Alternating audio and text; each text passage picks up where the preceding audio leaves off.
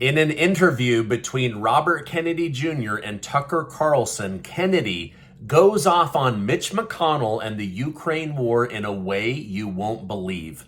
Did you know that Mitch McConnell voted to give money to Ukraine, which would cut off tens of millions of Americans from social benefit programs they needed? I'm going to roll the clip, and then I want to hear from you in the comments down below.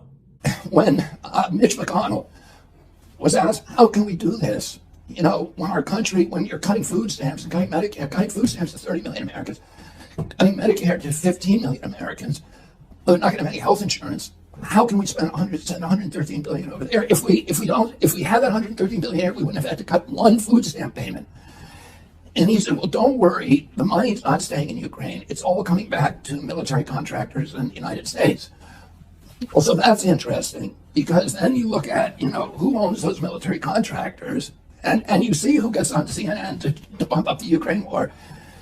It's a bunch of former generals and colonels and Pentagon people. But if you go in, and CNN never, and MSNBC never do this, but if you go look at those guys, they're all people who are working for Raytheon and General Dynamics and Boeing and Lockheed. So they're generals, but they're not identified that, you know, they're actually working for the military contractors who are cashing in on the war. And then, you know, those military contractors in turn are owned by three companies. All of them are owned by three companies, by BlackRock, State Street, and Vanguard. And you know, the inflation that from printing the money to fund the war, to fund the 16 trillion we spent to fund the lockdowns, the COVID lockdowns, 8 trillion we've spent on these wars since 2020, all of them losing wars, all of them that made our country less safe.